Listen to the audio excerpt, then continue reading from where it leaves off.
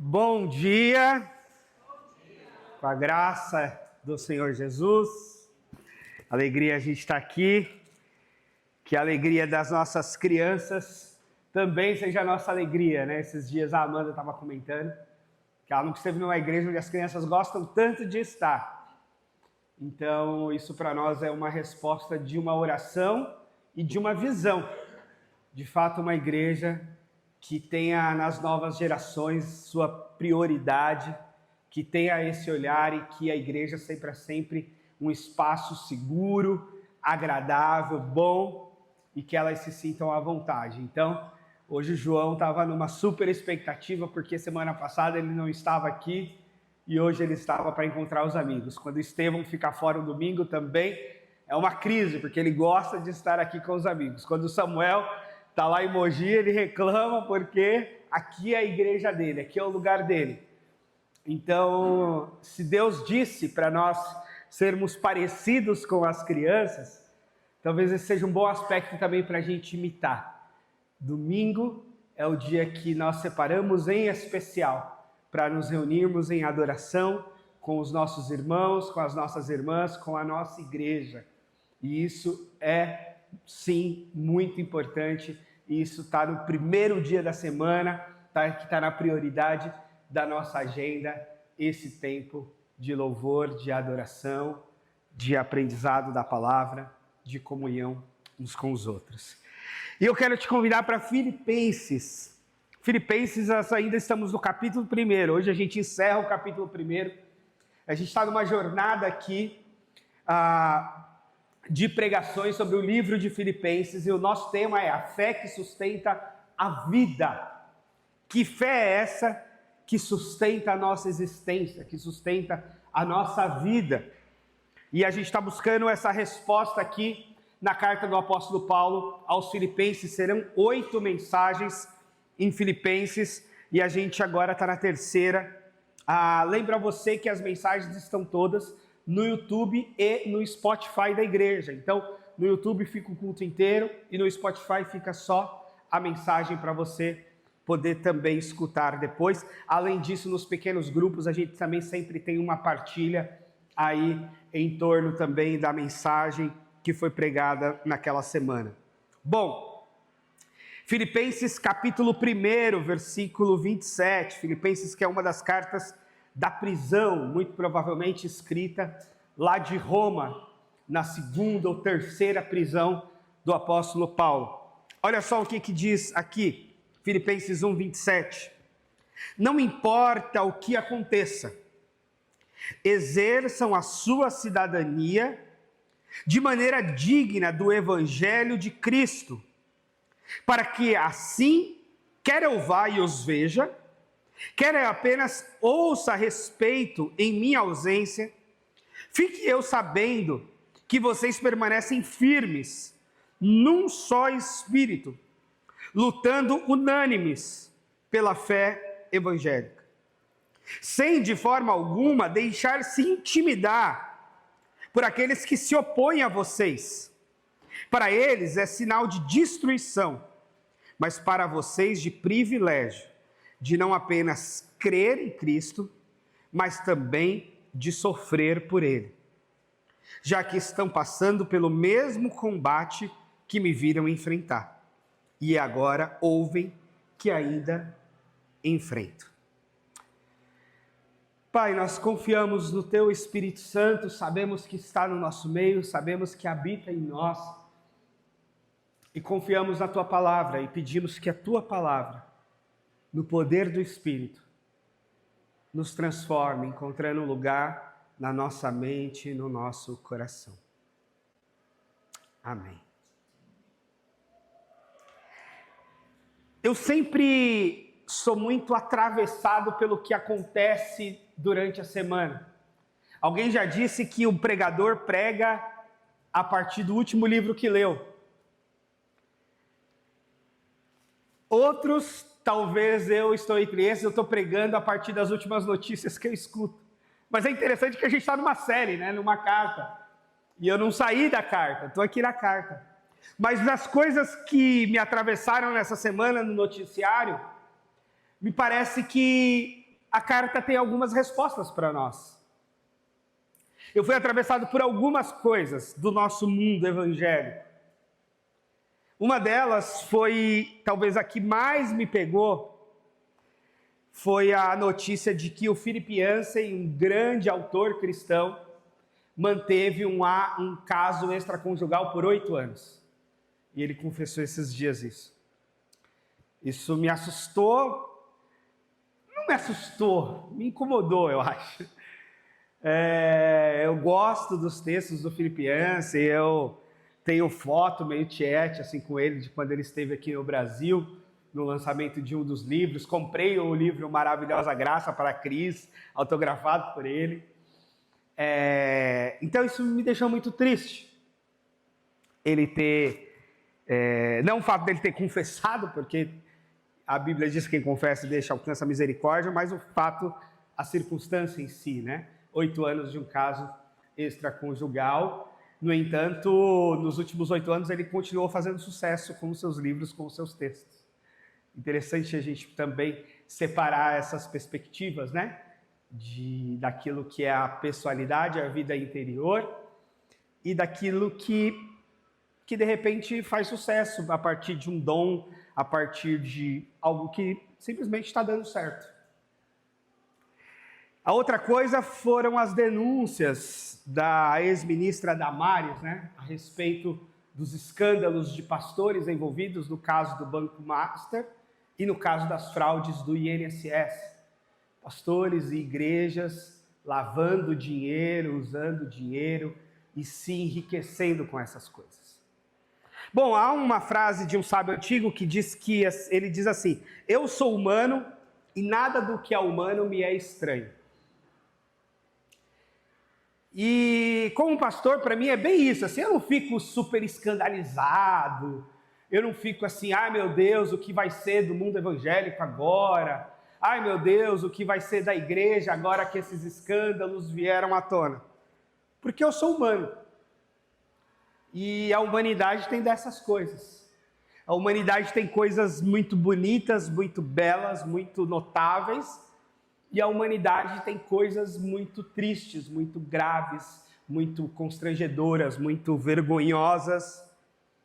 E é do humano, é da humanidade. E é essa dualidade que molda, inclusive, a gente. Porque nós somos a criação, a imagem e semelhança de Deus, temos em nós a chamada imago Dei, a imagem de Deus, então nós somos plenos e belos e passíveis do bem a partir dessa beleza da criação e da imagem e semelhança de Deus, da qual nós somos feitura dele. Mas, por outro lado, nós somos contaminados pelo pecado, e uma das coisas mais fundamentais do pecado é querer apagar, querer borrar, querer manchar justamente a imagem de Deus em nós. E a nossa constituição é essa mistura mesmo. É essa mistura de algo sublime, espiritual, lindo, maravilhoso de Deus, e essa coisa do pecado que nos envergonha, nos constrange a nós mesmos, quanto mais a outros. E o que Paulo escreve aqui é interessante porque ele diz assim: não importa o que aconteça, exerçam a sua cidadania de maneira digna do Evangelho de Cristo. Viver de forma digna do Evangelho é o nosso grande desafio de vida. No mundo de Paulo, os cristãos estavam sofrendo perseguição. O próprio Paulo estava preso. Então, assim, fulano foi preso, vale a pena entender por que foi preso, né? No caso de Paulo, estava preso justamente por conta do Evangelho. E então, as pressões a respeito de abandonar a fé cristã eram muito intensas. As pressões econômicas, quando existia a perseguição naquele mundo antigo, era não compre daquele ali porque ele é cristão. Não converse com aquele ali porque ele é cristão. Não negocie com ele porque ele é cristão. Havia pressões econômicas. Havia pressão política. No mundo antigo, César era o senhor, o imperador romano exigia adoração para si.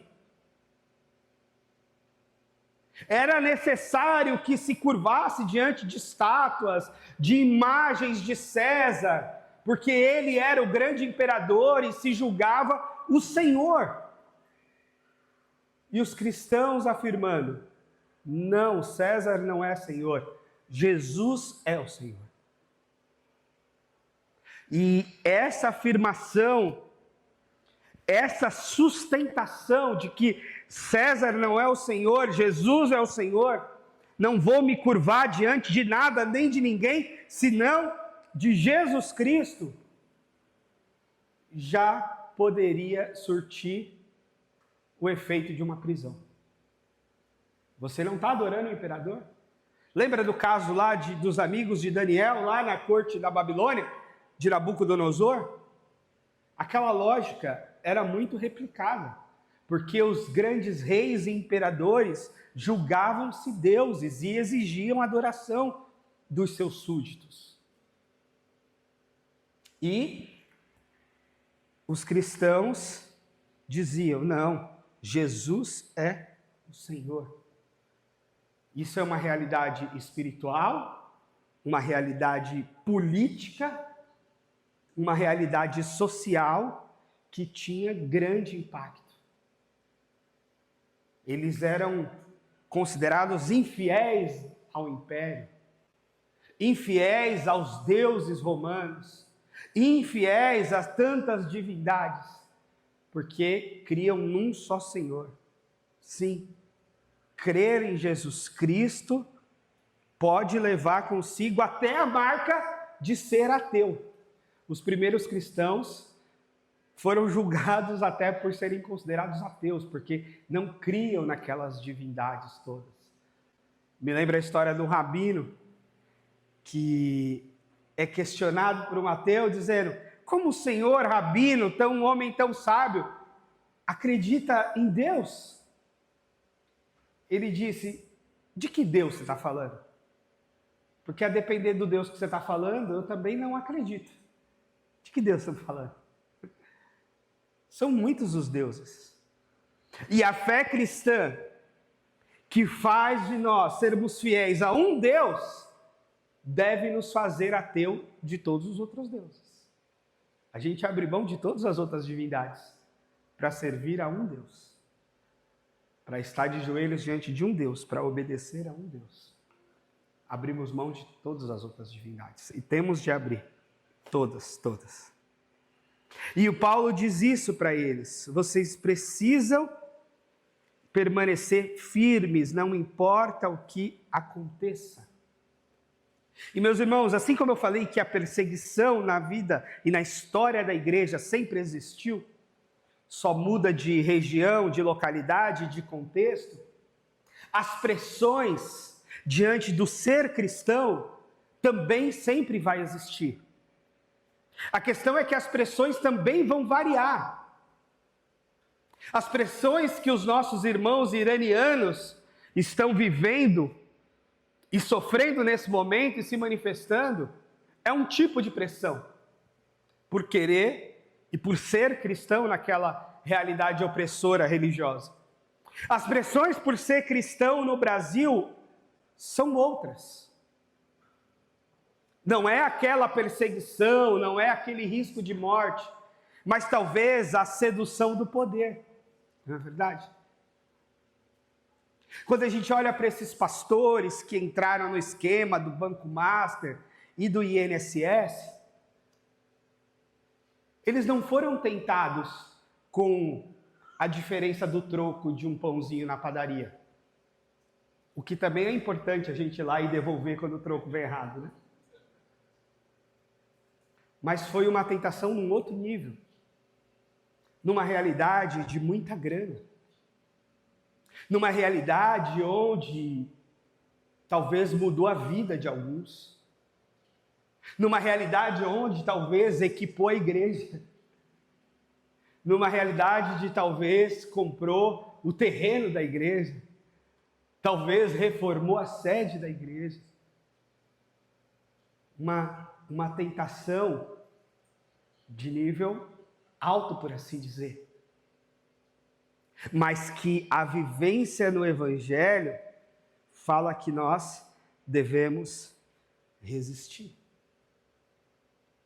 a todas elas. Aliás, se você não vive resistindo a alguma tentação ou a algumas tentações, acho que você está vivendo errado. Porque o desafio da vida no Espírito é um desafio de resistência às tentações. A questão é que ela vem de lados variados e de contextos variados. Já pensou a tentação do Philip Yancey? Ele não é nenhum galã de Hollywood, mas é um escritor importante. Alguém que tem seu nome repercutindo no mundo, os seus livros, os seus textos, as suas palestras. Isso também seduz. Isso também gera tentações em algumas pessoas, atração. E isso seduz o sujeito próprio, de acreditar que de repente é melhor que os outros, ou que está acima do bem e do mal, e que qualquer coisa moralmente pecaminosa que ele faça não tem efeito em cima do seu dom, do seu talento e do seu sucesso. E por aí se entra. Veja que diante de um pecado estrutural de enriquecimento ilícito, como o pecado financeiro, e diante de um pecado pessoal, moral, como é o outro caso, de um caso extraconjugal, de um adultério, ambos ultrapassam a linha daquilo que é fidelidade ao Evangelho, daquilo que é integridade diante de Deus, daquilo que Paulo está chamando de uma vida digna do Evangelho de Jesus Cristo. Então, na nossa jornada, as pressões serão muito variadas a respeito da nossa fidelidade, do nosso compromisso com Deus. Sabendo que o nosso compromisso com Deus, ele se desdobra em compromissos com a igreja de Deus, em compromissos sociais, em compromissos familiares, em compromissos de cidadania, em compromissos desses que o Paulo está dizendo, de uma vida digna do Evangelho, digna da fé evangélica, digna de Jesus e do seguimento de Jesus. E nós precisamos o tempo todo estar atentos a cada porta que se abre, a cada oportunidade na nossa vida, de olhar, isto é uma tentação ou isto é uma oportunidade? Às vezes são oportunidades divinas, portas que Deus abre. Meu Deus, que trabalho, que oportunidade de negócio. Deus abre portas assim. Mas às vezes, meus irmãos, é o próprio diabo escancarando portas para a gente entrar. E a gente precisa estar atento entre aquilo que é oportunidades divinas e aquilo que são portas abertas pelo maligno. Eu lembro que no começo da minha jornada ministerial, eu estava me aproximando de um pastor, também jovem, mas formado um pouco antes de mim, e ele estava me convidando para a gente trabalhar junto na igreja, e parecia um projeto interessante. E aquela igreja tinha um trabalho numa favela, o que também parecia um projeto interessante. E aí eu fui falar com ele, vamos lá conhecer a congregação na favela e o projeto e tal. Aquele pastor disse assim para mim, não, esse projeto é só para a gente pegar o dinheiro dos americanos. Quando vem o grupo de americanos aqui, a gente leva eles lá na favela, eles mandam dinheiro e a gente vai usando aqui. Não compense lá, não. A gente, na verdade, não faz nada lá. Ele falou isso na minha cara, com a maior naturalidade do mundo, me convidando para trabalhar junto. Para dizer que nós seríamos grandes parceiros ministeriais. Ainda bem que ele já não está mais no nosso meio como pastor, mas esteve como pastor, como professor, repercutindo bastante aí no nosso meio. Um sujeito muito inteligente, inclusive. Essa é uma das coisas.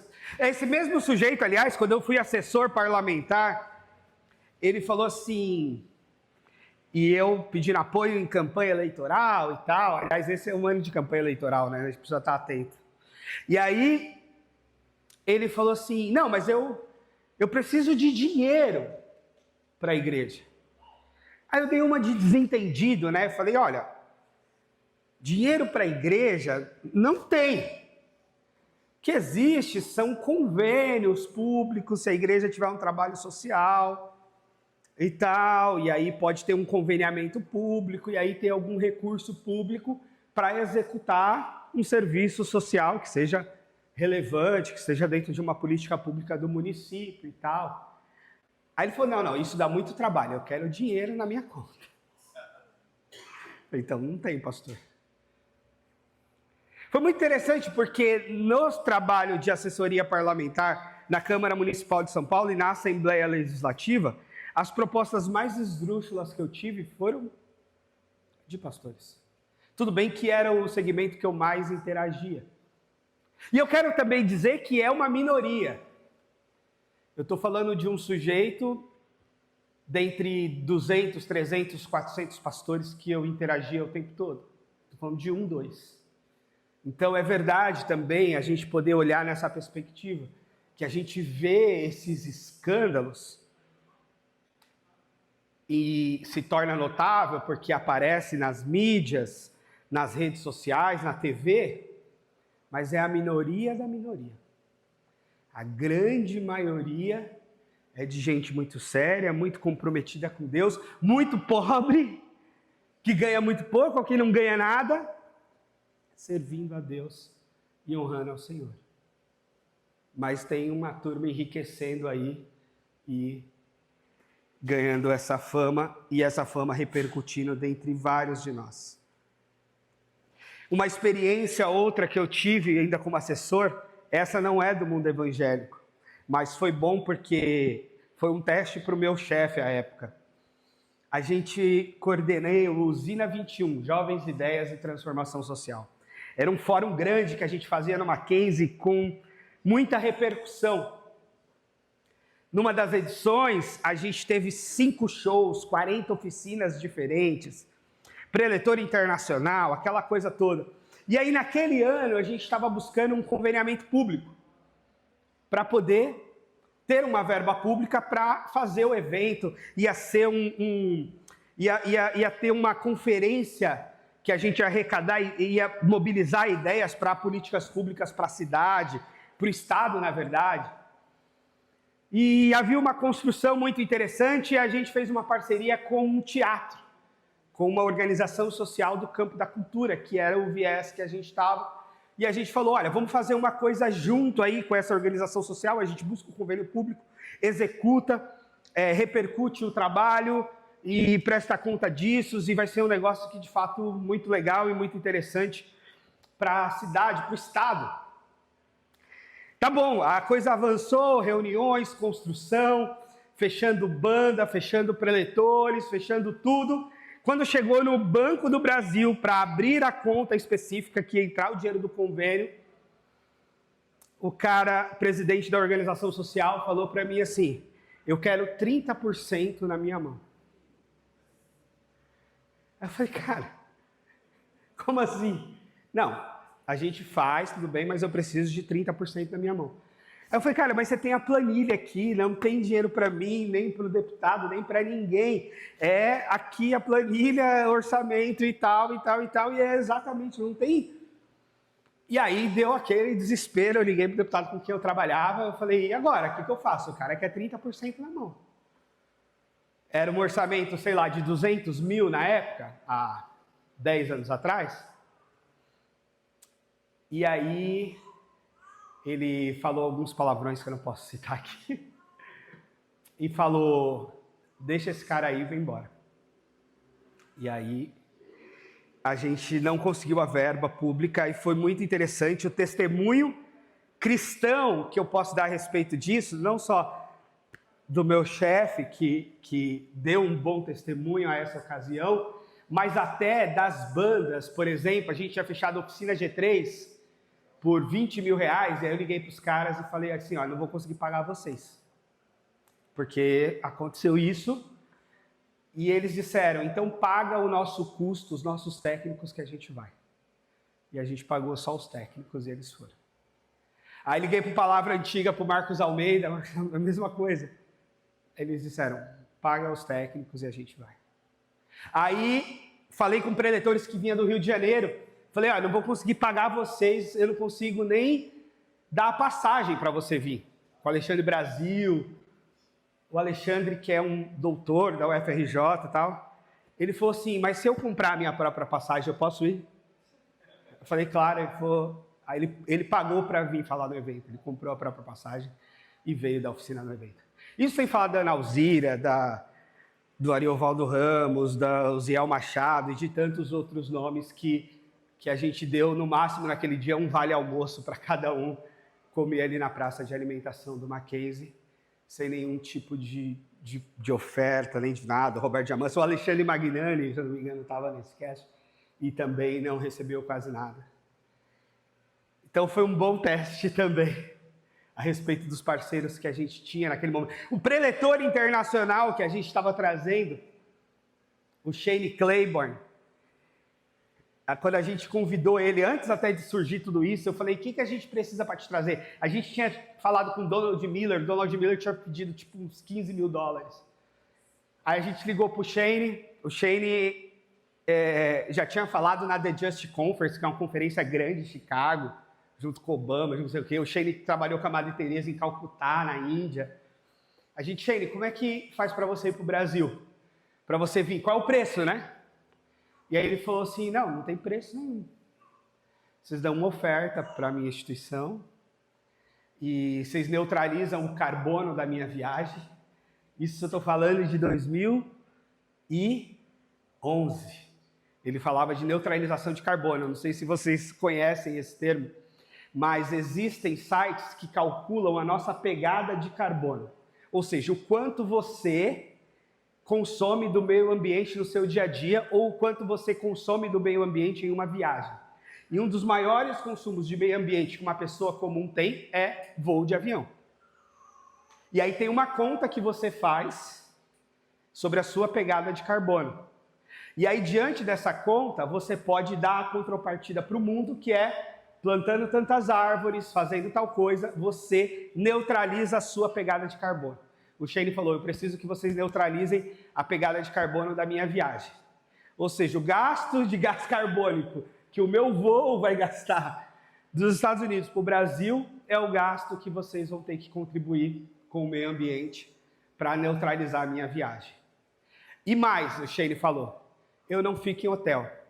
Eu preciso da casa de alguma família brasileira para eu me hospedar. Esse era o caso. E engraçado que o Usina 21 era um fórum que nasceu muito de uma pegada teológica latino-americana. Então, quando eu falei para os caras que a gente ia ter um preletor norte-americano, nossa, caíram de pau. Gedeon, um monte de amigos, você está traindo o movimento, não sei o quê, como é que vai me trazer um cara dos Estados Unidos, não tem ninguém da América Latina para isso, e tal, e tal, e tal. Mas aí quando souberam as histórias e quem era esse cara, aí eles disseram, não, a gente acertou, você acertou em trazer ele. Era um cara muito doido, ele costurava as próprias roupas, ele não usava marca, ele já tinha sido preso na Filadélfia porque ele começou a trabalhar com moradores em situação de rua e começou a dormir na rua com os caras. E no estado da Filadélfia é crime dormir na rua. Você vai preso se você dormir na rua. E ele começou a dormir na rua com os caras e foi preso. E ficou preso. Aí ele usou uma camiseta no dia do julgamento, só que ele, nos Estados Unidos você pode se autodefender, né? Não necessariamente você precisa nomear advogado. E aí ele se autodefendeu com uma camiseta de que Jesus era morador de rua. E usando aquele versículo, as aves do céu têm seus ninhos, as raposas têm seus covis e o filho do homem não tem onde reclinar a cabeça. Né? E aí ele conseguiu argumentar e ser solto. Era um cara muito doido, assim, e trouxe para nós essa realidade do Evangelho. Shane Claiborne, tem um livro dele em português, acho que chama A Revolução Irresistível, da editora Garimpo. E o Shane foi esse cara que deu esse testemunho. Ele falava, e no testemunho dele, ele falou que a maioria dos crentes tem uma vida muito bagunçada, fora do eixo, e quando se converte, começa a ter uma vida muito organizada e no eixo. E ele falava que a trajetória dele era exatamente o inverso, de que ele tinha uma vida muito dentro do eixo, de trabalho, de casa e de cotidiano comum. E quando ele se converteu, a vida dele saiu do eixo, porque quando ele se converteu, ele foi para Calcutá conhecer o trabalho da Madre Teresa, se voluntariou lá, ele começou a trabalhar com gente de rua, aí foi preso e não sei o quê. Ele falou que a conversão dele foi justamente sair de uma vida bem bonitinha e organizada, sair de uma agenda de um americano, de cidadão comum, para ter uma vida desorganizada em vistas do Evangelho e da sua entrega ao Evangelho. Então, tudo isso para dizer que as pressões que a gente vive serão distintas em cada contexto que a gente está, mas no final das contas, o grande desafio é como nós resistimos a elas. Nós não precisamos achar que os irmãos iranianos são super-heróis e nós no Brasil somos crentes de qualquer forma. Nós não precisamos achar que os irmãos que estão no mundo árabe são resistentes às pressões do mundo muçulmano e nós aqui somos crentes de segunda categoria. Não, nós podemos ser igualmente resistentes às pressões. É que as nossas pressões serão diferentes. Eu não tenho um governo querendo cortar a minha cabeça, mas eu tenho uma pressão social querendo acabar com o meu casamento. Eu não tenho necessariamente uma pressão a respeito daquilo que eu digo que eu sou. Eu saio com uma camiseta, eu saio com a minha Bíblia na mão, eu digo que eu sou crente, que eu sou pastor e tudo bem. Mas em alguns espaços eu serei ridicularizado. Em outros espaços eu terei, talvez, tentações de corrupção. E em outros ainda eu estarei lendo a Bíblia e lendo o Evangelho e sendo tentado por dentro a ser alguém que eu não sou, a pregar de um jeito que eu não creio, para agradar uns e outros ou para tentar seduzir um certo grupo de pessoas. Porque existe isso. Existem pessoas que falam assim, mas você acredita nisso? Não, eu não acredito, mas é assim que funciona. É assim que enche a igreja. É assim que as pessoas querem ouvir, então é assim que eu faço. É assim que deixa bonito, então é assim que eu vou. E as pessoas atropelam as suas próprias consciências a respeito de Deus. E por isso que eu estou falando, não é diferença de perspectiva doutrinária ou interpretativa, porque isso realmente varia. A partir do jeito que a gente lê a Bíblia, a partir da teologia que a gente foi educado, a partir da nossa fé, isso tem variações, por isso são tantas as denominações. Mas eu estou falando daquela traição sabida, de alguém que acredita de um jeito e faz exatamente de outro, porque aquele outro jeito dá mais lucro, aquele outro jeito dá mais certo, aquele outro jeito seduz melhor, aquele outro jeito convence melhor. E eu não estou falando aqui também a respeito de igrejas grandes ou pequenas ou médias. Por quê? Porque se a corrupção está no coração humano, ninguém vai estar imune. Nem o pequeno, nem o médio, nem o grande, nem o homem, nem a mulher, nem o jovem, nem o idoso. Porque a corrupção, ela está no coração humano. E o que a gente tem que fazer, inclusive antes de jogar pedra nos tais corruptos, é examinar o nosso próprio coração, buscando manter a nossa fidelidade a Deus. Porque a Bíblia diz que aquele que está em pé, cuide para que não caia. Então, um alerta a respeito do caso extraconjugal do Filipiense é o alerta para que eu cuide do meu casamento, da minha sexualidade, da minha vida conjugal, da minha jornada de integridade, que é e deve ser uma luta constante. A questão dos pastores corruptos em esquema com INSS, com Banco Master ou com qualquer outra coisa, é um alerta para que eu não caia na tentação do dinheiro fácil, da oportunidade do esquema, da lógica de, eu já vi pastores venderem um rebanho para político. Me dá tanto que eu te dou 5 mil votos, me dá tanto que eu te dou 10 mil votos, e depois faz um discurso ideológico. Por trás da ideologia é grana. Por trás da ideologia é o benefício financeiro do esquema.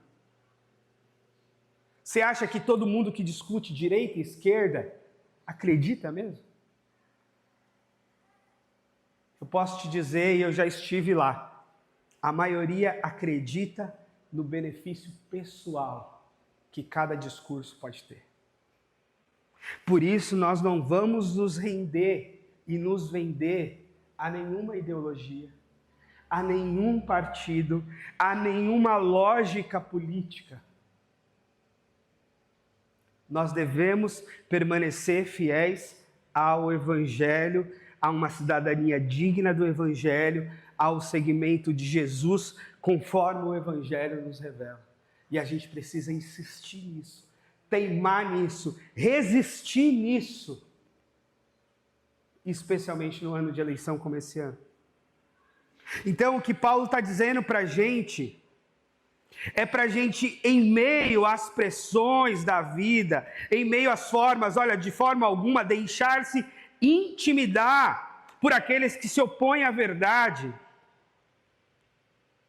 Porque a vocês foi dado o privilégio de não só crer em Cristo, mas também de sofrer por Ele. Sim, a resistência ao pecado eleva muitas vezes o nosso nível de sofrimento. Não é possível uma vida de prazer o tempo todo. Não será compatível com o Evangelho. Ah, significa que ser cristão é viver em sofrimento? Não. Mas não ter algum tipo de sofrimento, você deve estar vivendo errado. Quando o diabo chega para Jesus, o que o diabo diz?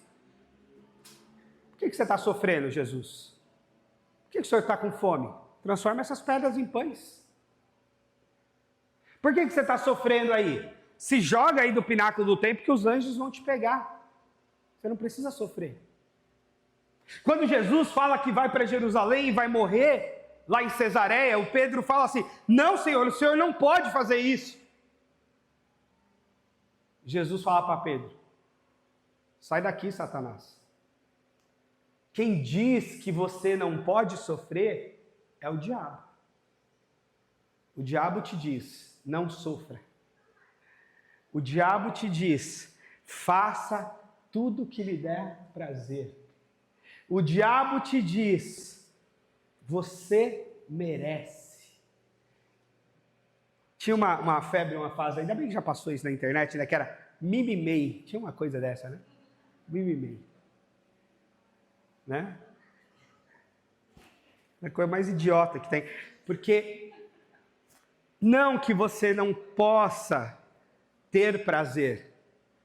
A vida tem os seus momentos de prazer e muitos deles criados por Deus para a gente desfrutar. Mas a vida também tem elementos de dor, de frustração e de sofrimento. E às vezes o sofrimento é exatamente a prova da nossa fidelidade. É exatamente a prova do nosso compromisso. É exatamente a resistência por conta de uma decisão ao lado de Jesus Cristo que vai fazer a gente sofrer. E é por isso que o apóstolo Paulo fala, é um privilégio, porque você não apenas crê em Cristo, mas você também é convidado a sofrer por Cristo. Então o sofrimento na vida do cristão é parte justamente da sua convicção. Eu estou sofrendo porque eu estou convicto de que é o certo. E nós precisamos ensinar isso para os nossos filhos, não é? Porque aos nossos filhos nós queremos acolher e tirar deles toda forma de sofrimento. Nós queremos cuidar deles de forma que eles não sofram de forma alguma. E não precisa causar sofrimento à toa. A vida vai dar conta disso. Mas é preciso ensiná-los a reconhecer de que você vai sofrer. Você está chorando sem razão, vai ter um dia que você vai chorar com razão. Vai chorar porque é de chorar mesmo. Mas é necessário. Você vai chorar de raiva, porque você não vai fazer aquilo que você quer fazer. Você vai querer explodir por dentro, mas porque você não vai fazer aquilo que você gostaria de fazer, porque você vai resistir. Você vai chorar e vai aguentar firme, porque você é crente, porque você é homem de Deus, porque você é mulher de Deus, porque você decidiu essa fé, você decidiu por essa família, você decidiu por essa comunidade, você decidiu por essa vida, e você tem que aguentar. Você tem que celebrar o dia bom e tem que aguentar o dia mau. Porque você é crente. Porque Deus te chamou para ser firme. Não seja criança mimada, que só quer o bem bom, que só quer o prazer, que só quer o legal, que só quer o divertido, que só quer o interessante, que só quer o da moda. Porque se a gente for assim, a gente não permanece no emprego, a gente não permanece no casamento, a gente não permanece na igreja e a gente não vai permanecer no evangelho. Se a gente quiser só o bem bom, a gente não vai permanecer em nada. Porque em nada é só o bem bom. Todas essas coisas que são muito boas terão uma travessia dura de sofrimento em algum momento, em alguma medida, em algumas circunstâncias. E a gente tem de resistir. Agora, o bom da resistência é que a resistência nos faz mais fortes. É a mesma lógica da musculação. Você vai lá e força um pouco o músculo, quebra umas fibras, sente um pouco de dor. No próximo treino você está mais forte. Você não está mais fraco, você está mais forte. Você vai aumentando a carga, você vai ficando mais forte. Porque você aguentou aquela dor inicial e está avançando e está ficando mais forte. É assim. A resistência contra o pecado é assim, vai nos tornando mais forte. Enquanto que a entrega ao pecado vai nos fragilizando e vai nos enfraquecendo. A gente vai caindo, vai caindo, vai caindo, vai caindo, vai caindo. Daqui a pouco nem levanta mais de tanto que já caiu. Porque a gente vai ficando cada vez mais fraco, mais fraco, mais fraco, mais fraco, mais fraco. E não vai mais. Enquanto que a fidelidade nos deixa mais forte. E Paulo diz, olha, eu indo aí, estar perto de vocês, ou eu só ouvindo falar, eu quero saber que vocês estão firmes no Evangelho, que vocês estão passando pelo mesmo combate que me viram enfrentar e que ouvem que ainda eu enfrento. Paulo está dizendo, não é porque eu estou preso e vocês estão soltos que nós estamos em combates distintos. Nós estamos no mesmo combate. A diferença é que vocês estão soltos e eu estou preso. A diferença é que a gente está no Brasil, outros irmãos estão no Irã, outros irmãos estão na China, outros irmãos estão na Arábia, outros irmãos estão nos Estados Unidos, outros irmãos estão na Colômbia, outros irmãos estão na Venezuela. Mas nós estamos no mesmo compromisso de sermos fiéis a Deus, de vivermos de modo digno do Evangelho, de termos um orgulho santo de levar o nome de Jesus e sabermos que Jesus tem orgulho de nós. Sabe aquela coisa, Deus é fiel e você? Né? Lembra do texto de Jó? Que Deus fala assim, viste meu servo Jó? Homem temente a Deus, íntegro, que se desvia do mal? A pessoa Deus falar isso de nós? Viste lá o meu servo? Minha serva Maria? Temente a Deus, íntegra, e se desvia do mal. Está vendo lá? Há um orgulho de Deus no seu servo Jó. No entanto, sofreu bastante o Jó, né? Mas era muitíssimo fiel a Deus. Então, às vezes, a nossa fidelidade é justamente o ponto do nosso sofrimento. Mas, meus irmãos, então, avalie no seu dia a dia quais sofrimentos você está tendo. E avalie se esses sofrimentos é resultado da sua fidelidade. Porque se é resultado da sua fidelidade, glória a Deus, permaneça assim, fica firme. Agora, se é sofrimento que você mesmo causou, então dá seu jeito, né? E muda. Mas se o seu sofrimento é resultado da sua fidelidade a Deus, vai firme. Permaneça firme. Se o seu sofrimento é resultado da sua fé firme, permaneça. Se o seu sofrimento é resultado do seu amor a Jesus, permaneça. E vá firme diante de qualquer pressão, sabendo que isso é resultado da sua fé, da fé que nós temos em Jesus, e que Jesus foi o primeiro de todos e o que mais sofreu. Então, nunca estaremos só nos nossos sofrimentos. Amém? Pode ficar de pé. Obrigado, Senhor. Obrigado porque o Senhor nos segura. E eu quero te pedir que o Senhor segure nas nossas mãos, nas mãos de todos nós, para que não caiamos em tentação. Livra-nos do mal, Senhor. Livra-nos do maligno. Nos torna resistentes às tentações, resistentes ao pecado, firmes em fidelidade ao Senhor, em compromisso contigo, com a tua palavra, com o teu reino. Dá-nos força, Senhor, coragem, resistência para sermos fiéis, não envergonharmos o teu evangelho, a tua igreja, a tua causa. Dá-nos, Senhor, essa condição abençoada de sermos fiéis todo o tempo, todos os dias da nossa vida, até o fim, no santíssimo nome de Jesus Cristo. Nós pedimos, porque nós somos pecadores, porque nós somos falhos e nós carecemos da força do Senhor para ficarmos firmes no chamado, na vocação que o Senhor tem para cada um de nós. No nome de Jesus, Pai, nos ajuda. Amém.